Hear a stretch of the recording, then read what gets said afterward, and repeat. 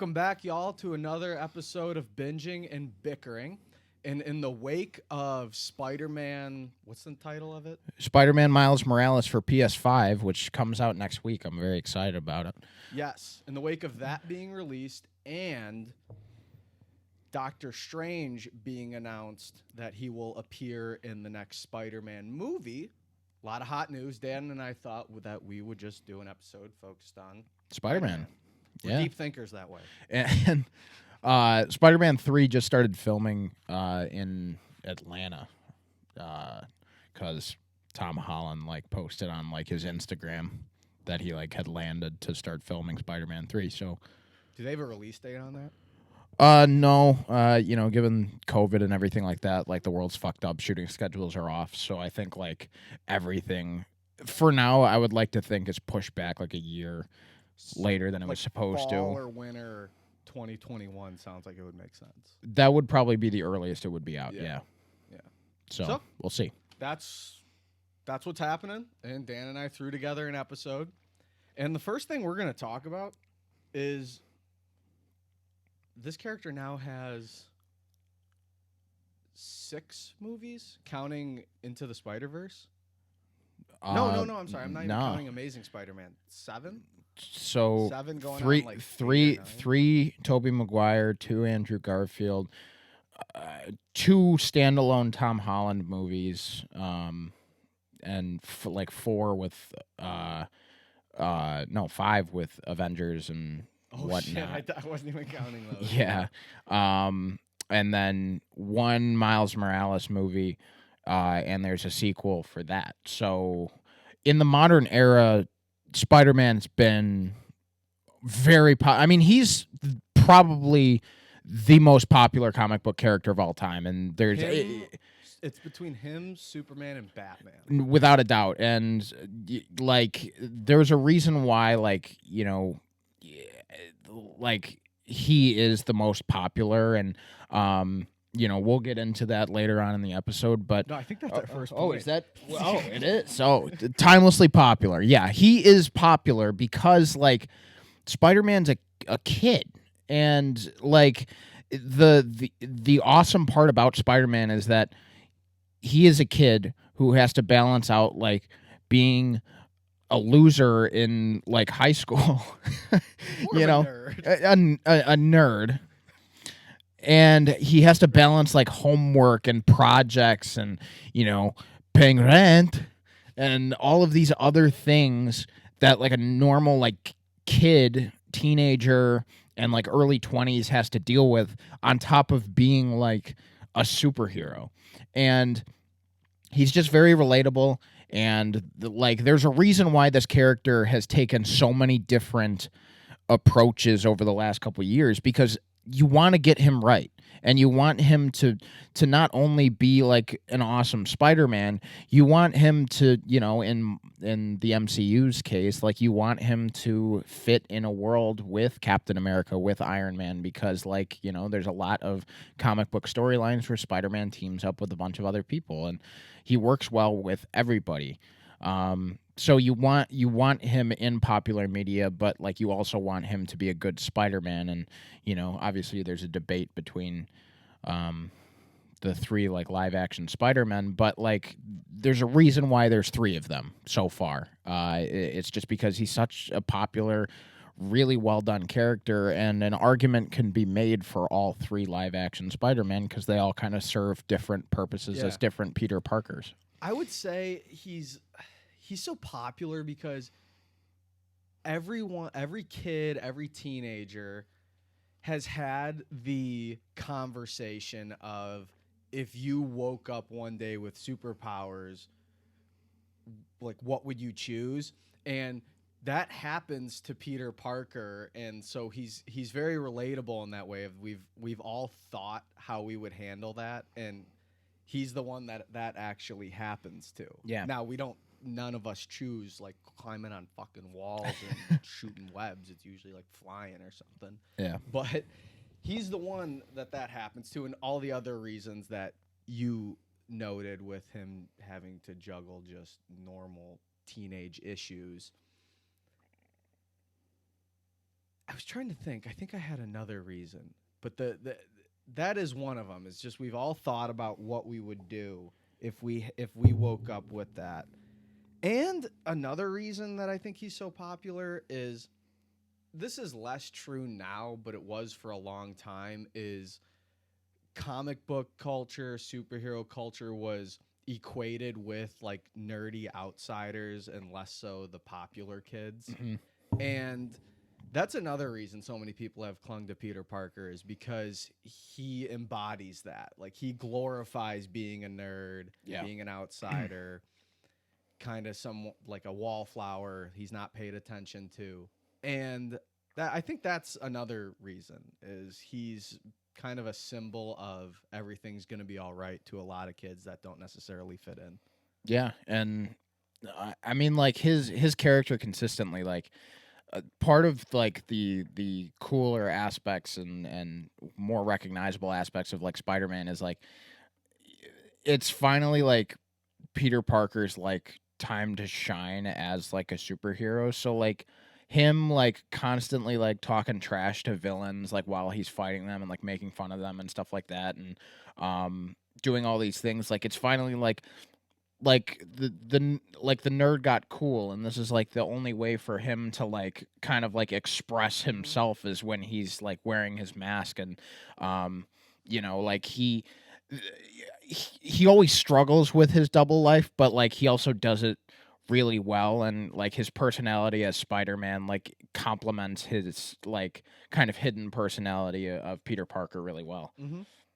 So, yeah, I think we kind of covered the bases why. Yeah. Because Superman, the very quick I think explanation as to why he's so popular is just because of how fucking badass he is. Justice, just he's he's Superman. Like Superman is literally like a description of somebody. Like Superman is like the perfect hero. And Batman is the hero everyone would want to be. He's rich. He's a playboy. And then at night, he beats the shit out of guys, and he's just an ultimate badass. Like, he's the most macho. They all kind of serve their purpose, but I really think Peter Parker's so popular because of just how relatable he is. Real. He's relatable. Yeah. He's very grounded. Mm-hmm. So, we'll pivot to our next segment, which is we're just going to talk about the Peter Parkers. We'd love to talk about Miles Morales and Into the Spider-Verse, and Jake Johnson voicing Peter Parker. Peter B. Parker. We'll just focus on the live action Peter Parkers and kind of talk about what makes all of them unique. Because I still know people who, regardless of Tom Holland's success, they still like Tobey Maguire more. And I don't necessarily agree with that, but that's fine. But I just like that this debate exists. So we're going to get into kind of what makes each of them unique. So should we start at the beginning Holland and go backwards, or start with Maguire and go to Holland? Let's go like an actual like release order. Let's start at the beginning and then make our way to now. But Tobey Maguire started the modern superhero craze. I would say, and it's with his Spider-Man, and I think as time has gone on and there have been 2 more live action Spider-Men since Tobey Maguire, like his flaws started to kind of show, or like the choices they made with his Peter Parker started to show more. But he started it all. Like we wouldn't be where we're at in the modern film, video game, TV show landscape with superheroes if it weren't for Tobey Maguire Spider-Man. And he plays the nerd very well. I mean, that first Spider-Man movie from 2002, like that's how you do a superhero origin movie. Like that's textbook. I mean, that movie is so really well done, and because it shows like Peter Parker's life before and after the spider bite, like just perfectly. Like everything about Tobey Maguire's like nerdiness and like how he goes from like not being strong to strong, the scene with like his glasses, like the camera's blurry when he takes them on and off, like that movie is just like a perfect origin story. And, you know, Spider-Man 2 is still, people argue, like one of the best sequels to a superhero movie still to this day. And there's just so much about like Spider-Man's like world that Sam Raimi's trilogy captured really well. I mean, like J.K. Simmons as J. Jonah Jameson, like they brought him back for the Far From Home, Tom Holland's most recent Spider-Man performance, because you can't like recast him. Like he was just perfect. And you had some of Spider-Man's best villains. You had Green Goblin, you had Doc Ock, you had Sandman, you had you had Venom. Like all of them made an appearance in Sam Raimi's trilogy. And you know, I know 3 is controversial because it's not very good, but but like all of those movies are groundbreaking for what they did in terms of like villains, in terms of storytelling, and in terms of like, you know, Spider-Man being like the ultimate hero because he has to balance all of these things. Like they do it really well, and Tobey Maguire is at the center of all of it. I think what Sam Raimi did really well with Tobey Maguire's Spider-Man in particular was, like you said, he's just a fucking weirdo. Yeah. Like he's an outsider to the most extreme, and less so with Tom Holland's, where it feels like he's more just like nerdy. With Tobey Maguire, like so much about him is cringe, and whether that's intentional or not, it just works. Mm-hmm. And I think that's what it did really well. And then his hero's journey is also good. But the one thing I just remember about him is just he's just such a fucking odd character. Even when he's like pissed off and yelling, it's like this guy's not intimidating whatsoever. No, it just works. That's kind of the point right. of Spider-Man is he's an underdog. He has to overcome adversity, and it works really well. And I would also argue that him being the way he is also heightens his villains a lot. Without a doubt, yeah. They're more imposing, so you just think they could crush him so easily.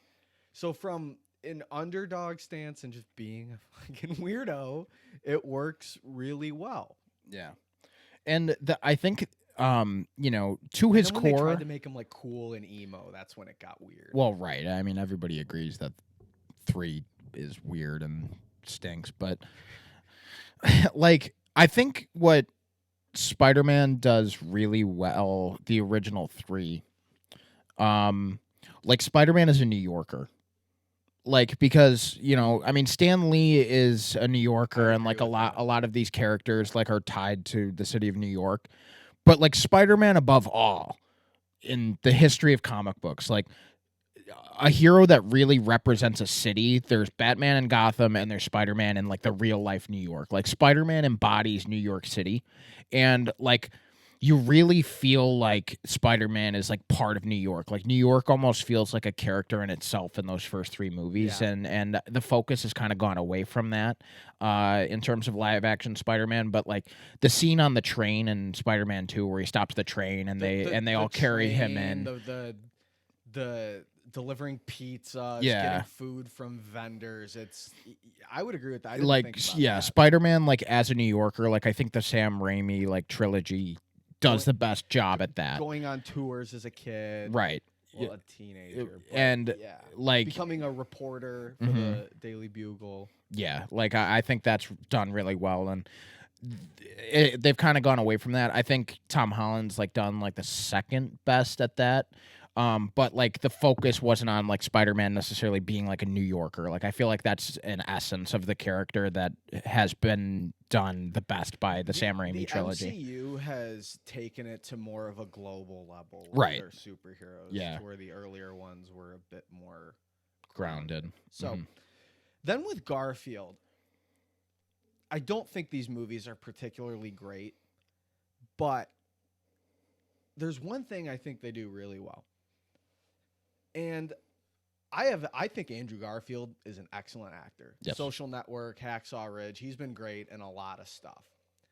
But he's a fucking good-looking guy that looks like He's he would cool. play a jock more than he He's would a too nerd. cool. He's too cool. He's too cool. And the one thing that's what I was gonna say is that his looks and chemistry with Emma Stone help because they dated while they were filming the movies. Is the romance aspect. I think the romance aspect of the two Amazing Spider-Man movies work really well because Andrew Garfield is a bit of a heartthrob. You know, like you said, he's cool, he's good looking, and he looks more like a rock star than he does Peter Parker. But some of that helps, and it helps with him being a charismatic lead, and you want him to get the girl. And Gwen's death in Amazing Spider-Man 2 is actually pretty fucking sad. Yeah. And it's because that they fleshed that relationship out really well in the first two movies. So as much as I can criticize those movies, I think that's where Garfield really thrived. I'd agree. I think, it's like Spider-Man, like him bagging like Mary Jane or Gwen Stacy, depending on what storyline and author is kind of going with. I think the appeal to their relationships is that like Peter Parker, like Mary Jane was always written to be like the prettiest girl in school. She's really popular, but then she's with like Peter Parker. Yeah. Like why? Because he's fucking nice and he's like his own person. He's a nerd. He does his own thing, and that's why like it worked. With Gwen and Andrew Garfield's Peter Parker, it's like it makes sense that they're together, like he doesn't, like I feel like they play it on like, yeah, Peter Parker's a nerd because they still have like a Flash Thompson character that's a bigger like jock bully, but like he shows up Flash by like dunking a basketball on his head and stuff like that. It's like, come on, that's the whole point of Spider-Man, man. Like with great power comes great fucking responsibility. Yeah. You're not supposed to use your powers to dunk on people. I wish they played it up more actually and just did their own thing and didn't make Peter a nerd. And I think those movies might have worked. Yeah, better. Like, but just gone not giving a fuck and maybe just said, "Hey, we're gonna give the popular." I really like the design of Andrew Garfield's suits in that in the first Amazing Spider-Man. The second one kind of takes a more traditional route, but like his eyes weren't white. They were like he actually like they showed him like make his costume and his like eyes were like actual like sunglass lenses.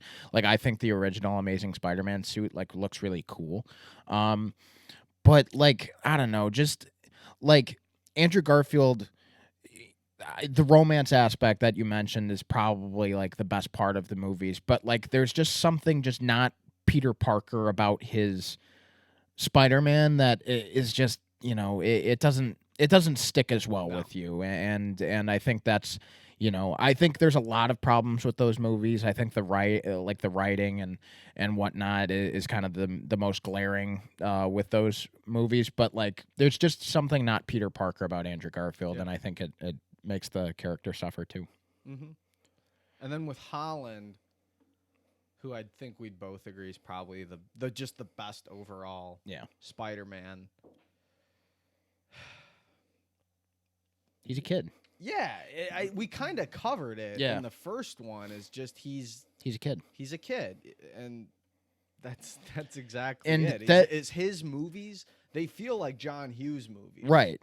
And if they were like standalone movies, like if it was just the new Spider-Man and it wasn't connected to the Avengers and the MCU, I don't know if they'd do as well. But like him looking up to Tony Stark, the relationship he has with Tony Stark and Iron Man is the reason why his Spider-Man has been so successful so far. I just think like, there are plenty of comic book storylines where Peter Parker and Tony Stark have this kind of relationship. So I'm really glad that the MCU was able to get Spider-Man because this relationship is so great because Peter Parker needs a father figure, like I'm glad they didn't do the Uncle Ben storyline again. And like Peter Parker had somebody to look up to, and like that just creates like Spider-Man is going to be like the focal point of like the MCU moving forward without Captain America, without Iron Man, and for good reason, because one, he's the most popular character, and two, because they've built that story up. They've built that up. Tony Stark, the only character we see him like really put his arm around is Peter Parker. Yeah. So like I just really like the way Tom Holland as like a kid Spider-Man, he's actually dealing with like actual school problems and life problems, but now also dealing with like, you know, an entire superhero universe falling on his shoulders. Like It'll be cool to see him rise to the occasion. Exactly. Yeah. And that's why his Spider-Man works. Yeah. You hit it on the head. And like I said, we talked about all the reasons we said why Spider-Man is so popular. Holland just embodies it. Mm-hmm. You know, he's quirky, nerdy, and once again, he plays on that underdog aspect the most, which, you know, we said I think Garfield's does the least, but if Peter Parker wasn't given superpowers, you could drop him into like the Breakfast Club, and I feel like he would fit. Really And well they there. focus on his high school life, you know, a lot. I mean, in the Avengers movies, like they're focused on, you know, like world-ending problems. And Captain America: Civil War, like you get a little taste of it, but Spider-Man: Homecoming and Spider-Man: Far From Home, he's on like school trips, like you know, like he actually has to deal with like people like being worried about like a chaperone like having to sneak away from the group to go stop something, dealing with like, you know, young love and you know, like in the first one it's like high school dances and being popular. And see, Andrew Garfield's Spider-Man would have swung into that party in the first movie. Yeah. And Tom Holland's Spider-Man went to go stop the big giant purple explosion in the distance, because with great power comes great responsibility. That's the whole fucking point. And, you know, like that's why it's so cool. Like you get to see Peter Parker as a high schooler, and, you know, not that Tobey Maguire's like wasn't, because like the first movie, like yes, he's in high school, but I think I mentioned earlier and I was a little more vague, but now since we're talking about Tom Holland's, it makes sense. Like Tobey Maguire's Spider-Man is just a little older take on Spider-Man, and I feel like the heart in the character is like that he is young. You know, and as he grows older, there's more problems like rent and all of these other things to deal with, and balancing a job with being Spider-Man. But like him as like a teenager, like there's more of those problems. Holland also feels like a teenager, where Tobey Maguire's Spider-Man feels like a lot of older high school and college movies where the actors are way older than the characters they're portraying. Holland, not so much. I mean, I bet by the time he's 30, he'll look 21. Yeah, and I think that's also part of the era too. Like, I don't think they were going to put the success of a possible movie franchise back in 2002 on the shoulders of a 15-year-old. So, I think our next segment will overlap a little bit. We had best movies, and again, we just talked about all the different Spider-Mans, and I think we kind of hinted towards our favorites. Mm-hmm. Which one would you say has the best movies? Well, I mean, like obviously, like Tom Holland's Spider-Man shows up in like Infinity War and Endgame, so like I think like he's been a part of like the best movies.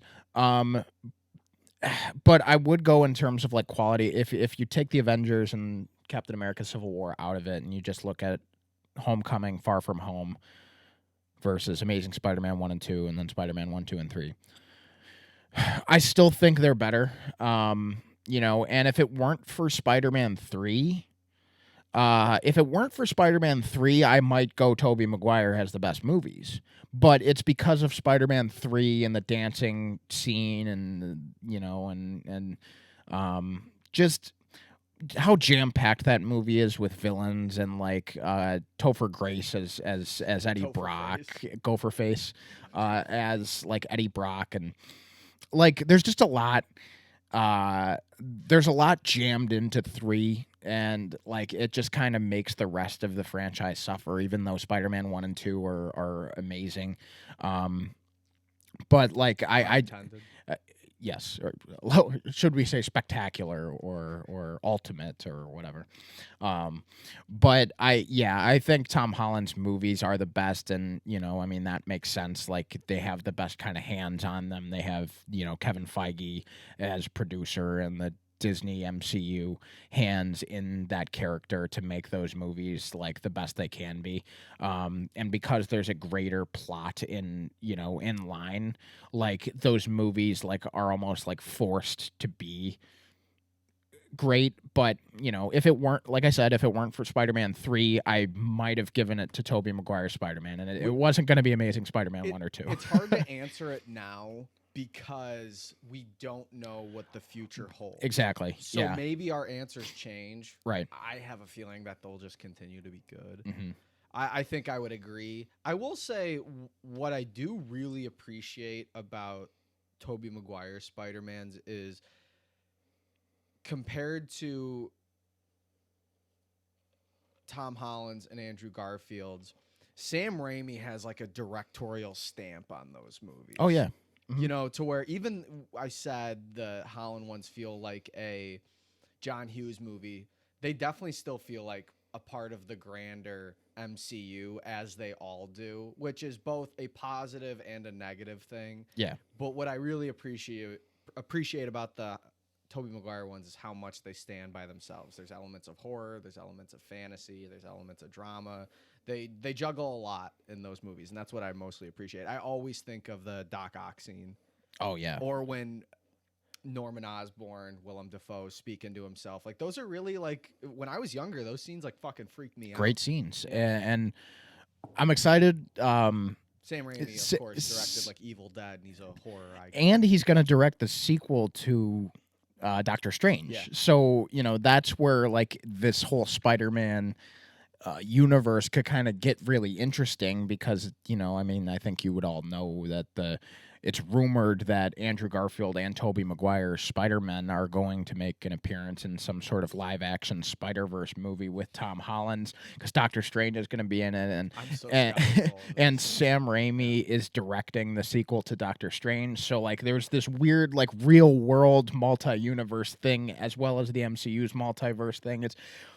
It's complicated. I understand. That's why we're having an episode about it, because it's just so... It's weird, but I agree with you. Sam Raimi is like, those movies have their own identity, and I think that's why they regardless of 3, like, I think that's why those movies have survived and people are able to still love them and watch them and not kind of like people are starting to kind of almost erase like Amazing Spider-Man from ever happening, because like they just don't have that heart to them. They don't have like those moments to them, and for good reason. What I also like about Sam Raimi's movies that are at times they just do not take themselves seriously whatsoever, No. and it really welcomes being kind of a goofy superhero movie at certain points in time, and there's a place for that. Aquaman did that a little bit, but either way, we both agree it's Holland, but I definitely have a very large appreciation for Raimi's. So we titled our next one, because we're cheeky, Most Sinister Villain, which is reference to the Sinister Six. But all we're saying by that is kind of our favorite Spider-Man villain that has appeared on screen, because similar to Batman, he has a ton of really good antagonists. And we haven't seen all of them on screen yet, and I'm sure we'll get better ones going forward. But there's been a lot of good ones so far. We have, Michael Keaton as Vulture, Alfred Molina as Doc Ock, Willem Dafoe as Green Goblin. Who's the first? Jake Gyllenhaal as Mysterio. And I like what's his name? As Lizard in first Amazing Spider-Man. I think he's good. He plays Xenophilius Lovegood in Harry Potter and the Deathly Hallows. Yes. It's like Reese, like something. I just can't remember it off. Yeah, well, I'm not gonna talk about him anyway, but he was good. Like, that was actually like an okay part of Amazing Spider-Man. It's better than Dane DeHaan's Green Goblin and Jamie Foxx's Electro. But yeah, like, he was actually good as Lizard. But I think I'm gonna go with Michael Keaton's Vulture as the best villain. So far in live action, there's so many other Spider-Man villains that I'd like to see like really realized, but like, if it weren't for Michael Keaton's Vulture, like, It's Doc Ock, Yeah. and I you know, but I really feel like in the MCU, like the villains almost started to suffer the longer those movies were going on, and obviously like they culminated with Thanos There's been a and resurgence but there's recently. been a Yeah. resurgence in villains, and the you know like the longer the MCU went on, the villains started to suffer, but like Michael Keaton's Vulture like really kind of brought back villains for them. And not only was it like for the overall MCU, it was for Spider-Man as well. Because we were coming off of, you know, the two Amazing Spider-Man movies, and they kind of left a sour taste in our mouths. And like I really liked how he was tied into the Avengers and Spider-Man and Peter Parker's high school life, and how he kind of helped Peter Parker bridge to like the overall world, like not only in terms of storytelling, but also like who he was and how he was acted. Um, like Michael Keaton's Vulture is just really well done. His motivations are excellent. Yeah. Because he's not really a cheesy, I'm going to take over the world. What he does is he gets fucked over by the Avengers, basically, loses his job, and he becomes an arms dealer with all this cool tech that he inherits, and he tries to make a living for his family and make a bunch of money, and I think he gets caught up in it all, but it's the motivations I think are more realistic than It's a natural 99% storyline. It's we like see. he didn't Yeah. like fall into a vat of something, or he didn't, you know, like he didn't like get caught up in some like crazy thing. Like it's a very natural villain It works arc. with Peter's grounded story as Exactly. well. You know, Because like he like Vulture acts as like a bridge between, you know, like friendly neighborhood Spider-Man and Avenger Spider-Man, and like it just works with the story, and it's really well done. And his Vulture started off this like streak of great villains for the MCU that led to Thanos. It was like him, Hela in Thor Ragnarok, and then Killmonger in Black Yes, Panther. yeah. Like there, like that was like a stretch of villain, and then it was Thanos. So like his Vulture was an amazing villain. It was really well written, and I think like for the Peter Parker that it's a villain for, and it kind of set up possibly a Sinister Six Yes. story coming up, and I know that's been attempted like 3 times now, but I'd like to see it come to fruition, and I think they will. So we'll see what happens, but I really enjoyed to try it. to jam it into one movie instead of spacing it out, which is what it looks like they're doing in the Holland ones. But one of the things I really like about Keaton's too is at some point in the movie, he's essentially, I'm paraphrasing, but he's essentially like, we gotta fucking like tone it down, because if the Avengers get any whiff of us, we're fucked. Like he knows their limitations and how they're not really that powerful. Right. And his ultimate mission at the end is to do like a stealth robbery. I think that's kind of cool. It's very low key. I would go, I mean, you said Alfred Molina's Doc Ock is runner up. I'd probably go with that. I was assuming like one of us would talk about him, Yeah. if I was gonna pick Keaton's Vulture, like the other would pick.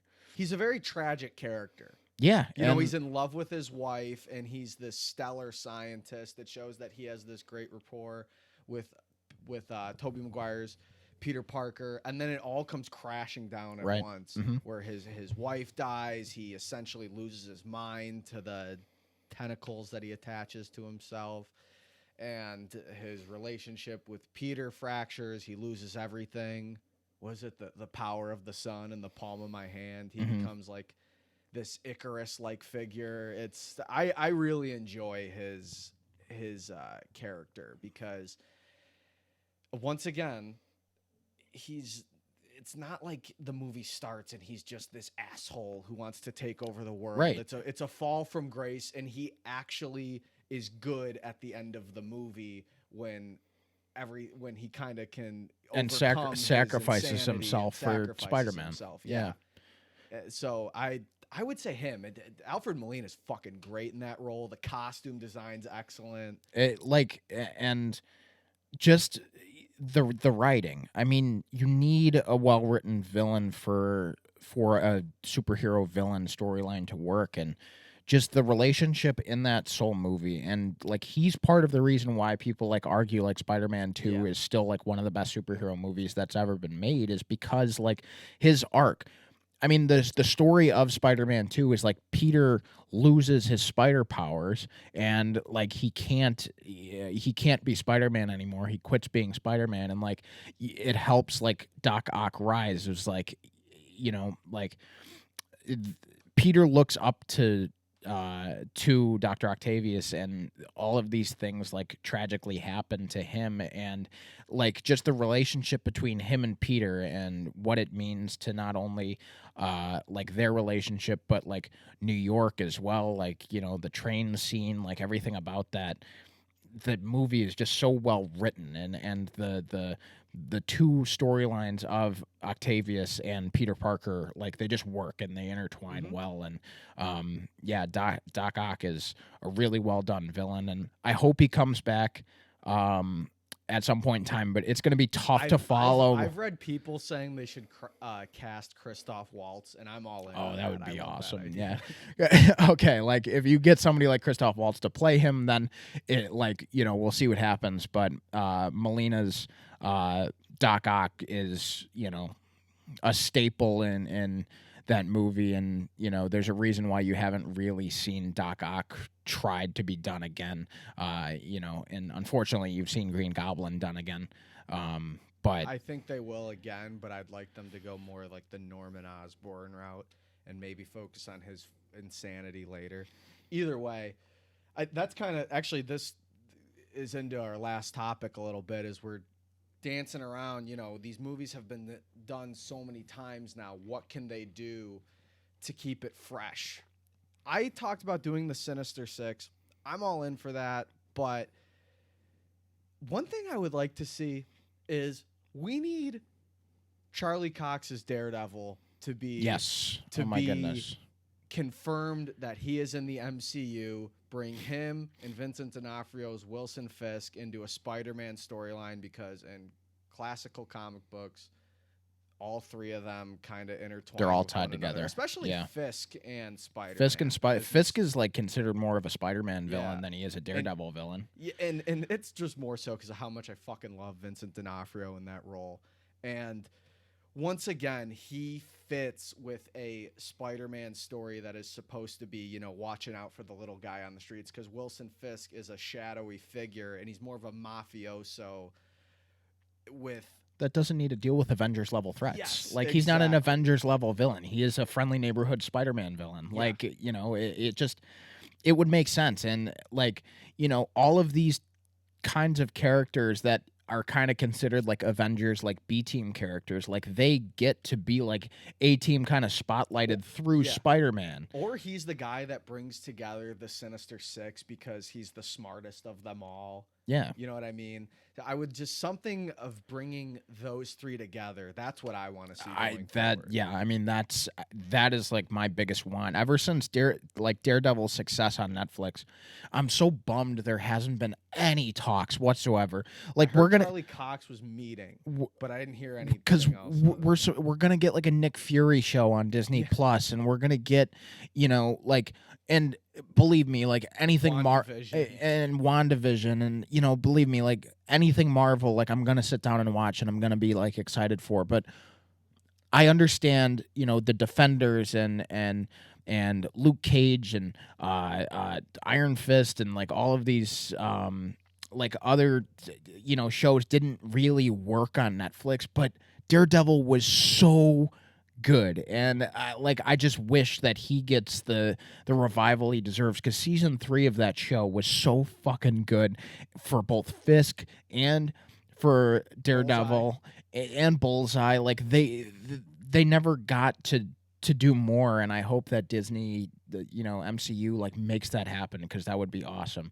But like with the rumored, because that is my biggest want. Yes, I agree with you. Like that is what I want. But with like the multiverse being hinted about and everything like that, this all ties into like everything we've talked about already. Spider-Man's popularity, everything like that. there are so many Spider-Man storylines, and they all deal with pretty weird, out there kind of things.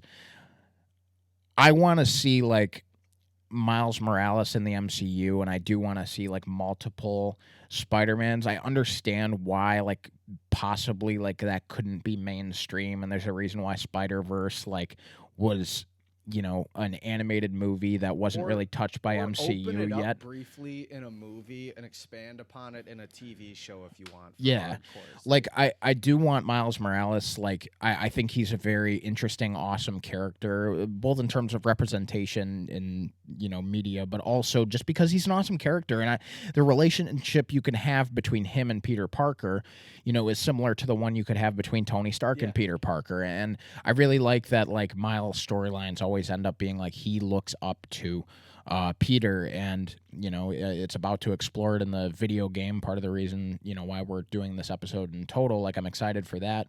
But like that relationship is really well done, and Spider-Verse storylines are really weird. But like outside of like having Spider-Man team up with Daredevil or you know, the Fantastic Four or somebody else that they'd want to have him team up with in the future, I want a natural MCU Spider-Verse to work, and have it work. If it needs to work briefly, have it work briefly. Don't make it stupid. I think the way it's going with all of these rumors happening, like that could be the direction they're going, but until it happens, it's not there. And I hope that possibly all three of the Spider-Mans that we discussed could be in the same film, and possibly Miles Morales being in the MCU eventually too. That's what I want. I agree wholeheartedly. You captured it all. So that'll conclude our Spider-Man episode. Do not forget to like, subscribe, hit that bell if you want instant notifications. Oh, I don't have my thing. Yeah, well, like the my bell ringing thing. Whatever. If you like what we're doing, head on over to charactertheory.com. The links for that will be provided below. Mm-hmm. You want to add anything else? Audio listeners, please rate, review, and subscribe on SoundCloud and iTunes. And then, you know, if you are only an audio listener, head over to our YouTube page and show us some love on our video version as well. But if you don't like seeing our faces, then, you know, keep listening on audio. We'll catch you guys next time. Keep watching movies and get hyped for Spider-Man. Yeah, absolutely. See you guys. Bye.